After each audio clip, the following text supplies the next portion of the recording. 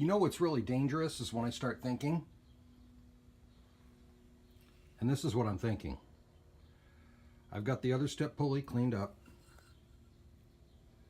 This is the same size as what I turned down the flywheel on the motor to and put the small pulley on there. So instead of this little guy here, which is a nice pulley, but it just doesn't give me the range I want. This will give me a little bit more speed. This will give me a little bit less speed.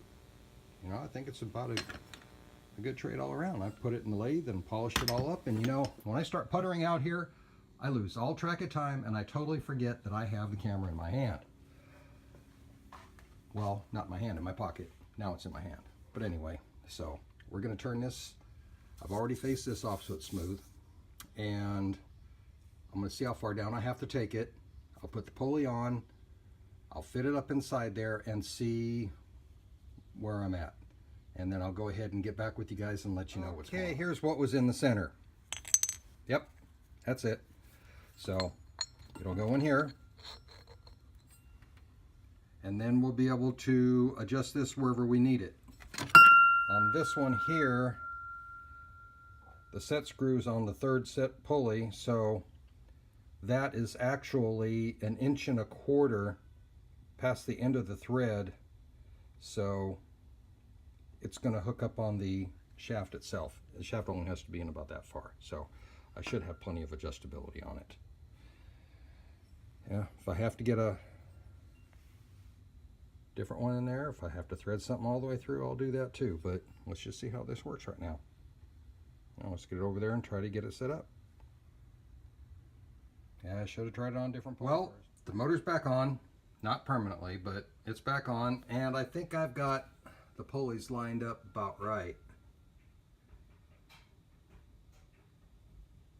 Yeah, I think so. I think that'll work. Well, so I got this AccuLink adjustable link V-belt. You guys ever try to put one of these darn things together? Really? You ever try to muscle one of these things together? Well, with a big old sliver in your finger? Anyway, I got it in there. And she's on there. The power's on. Yes, the motor switch is on this time.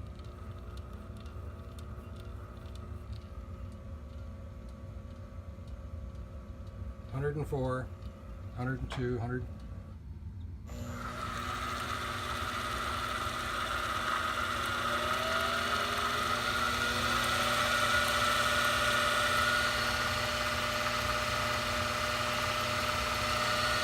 Yeah, see, what I didn't want to do before is I didn't want to overdrive the motor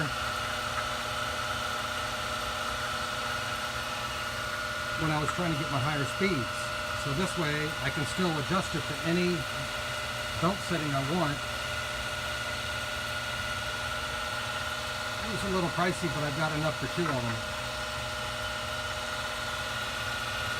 I don't think it's going to wear out anytime soon. Wow, that thing's running smooth. Let's get a little more speed here.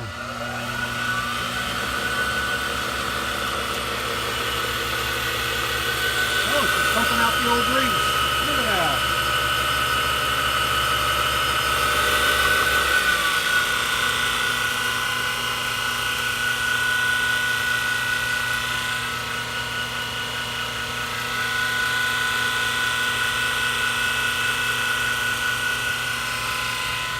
Yep.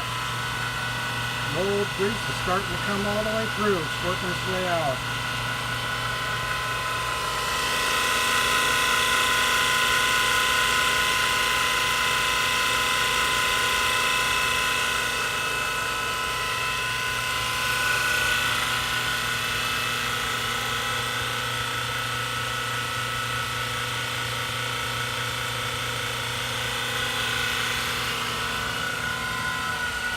Still got a few extra changes I want to make to the utility box here.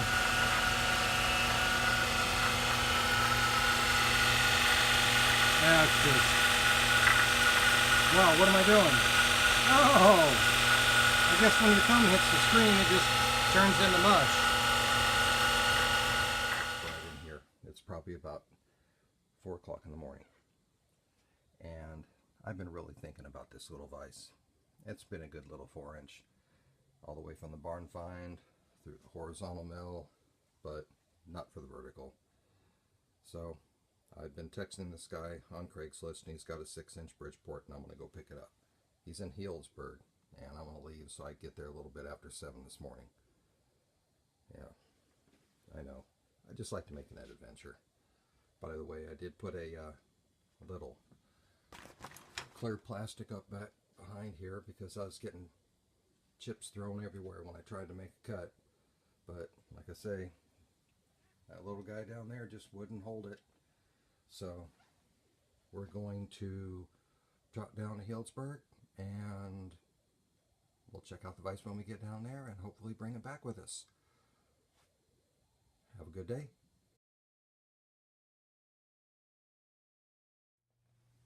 Yeah, let's turn the light on here. Okay, it's a minute later. Anyway, coffee's ready. Here's the vise I'm going to go get, hopefully. And oh, I can't see what I'm doing here. It won't change pictures. Anyway, that's it right there. And hopefully it'll be exactly what we need. Okay? I'll see you in a little while. Again. Well, I'd say we're off and running. There's Boone. Okay. Yep, we just got in Healdsburg, got off the freeway, and now we're going to go ahead and check out the vise. Okay? After a brief stop here, we'll get going, and you'll see her pretty soon. Okay. Okay, sorry about that. My tablet went dead. There it is. Got it. So, it's pretty good size. With the handle, sweet. So, we'll see it when we get it out and stick it on the mill and play around with it. Thanks for sticking with me, guys. Sorry about the interruption there, guys. And I did a little test here. This AccuLink belt that I put on here won't go on the 1st or the 6th space on the pulley since it's too fat. Well, at least it's not too fat wide, it's too fat as far as depth. Anyway, number 2 goes from about 600 to 800. It'll go slower. It'll go a lot faster also. But this is a comfortable speed that I feel according to the RPM of the motor. And number 3 is 7 to 14. Number 4 is 1000 to 21. And number 5 is 15 to 33, although I have had it up over 5. Just for a split second, and it's got plenty left to go. So, and on the slow RPM, I've had it down as low as 86. So I actually don't need the lower pulley on that belt. I mean the lower pulley on that phone pulley. There we go. But we're still going to tackle that. I got myself another treadmill, which makes number 6. And we're going to go ahead and tackle that one next. But that's kind of where I'm at with the Bridgeport right now. And Mr. Brown and Sharpe. Oh, and there's another thing here. I might as well turn this off. There's another thing here. I'm getting all kinds of stuff caught down inside here. And I'm constantly having to clean it out. I thought putting a body plug in here from my wife's Mustang restoration would help me, but it didn't keep anything out of here, obviously. So what I'm going to do is I'm going to take one of the treadmill mats. This is off the small treadmill, and it doesn't look like it had almost any use. I mean, what am I trying to say? I can't even think. Anyway, you know what I'm trying to say. So I'm going to make a way to attach it up here and have it drop down inside there and have it attach over the lip right here. So I'll make a couple brackets and a couple aluminum bars and get some holes in it, but I'll let you see that process too. I'll try to remember to record it. I know I forget a lot. I just get caught up doing things. I apologize. But that's just a short update on the Bridgeport right now. No more glare from the light. I got both my feed handles on there. I'm happy as hell about that. Link belt, speeds, and Mr. Bridgeport 6-inch vise. Holy crap. Yes, I am definitely happy about that since the work jumped out of that 4-inch vise. Okay. That's all for right now. Oh, it isn't all for right now. Here's the motor for it's going on the top.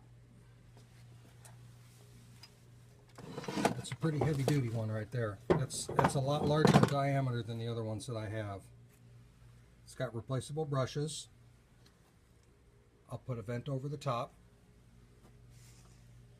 It's a clockwise rotation, so I'll have to figure out a really nifty way to mount it since this Brown & Sharpe spins counterclockwise. That's yeah, that's why all the arbors were threaded backwards. They were left-hand threads. So I can't spin it clockwise or it'll throw the oil out of the top of that Coleman gearbox.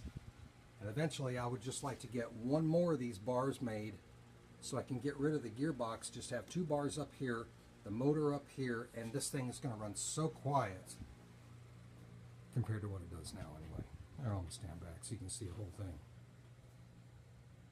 There we go. That's what she looks like. Okay? Thank you for tuning in for this short update. We'll get together here and make a project really soon. I guarantee you that. And we're also going to get into this too. I know, I keep saying it, but it's going to happen. Okay? Thank you for tuning in to Flathead Ron's Garage. Please give me a thumbs up. Please hit that subscribe button. I got a lot more to show you. Okay? Maybe a new shop build. Oop, did I let the cat out of the bag? Thank you for watching. Flathead Ron out.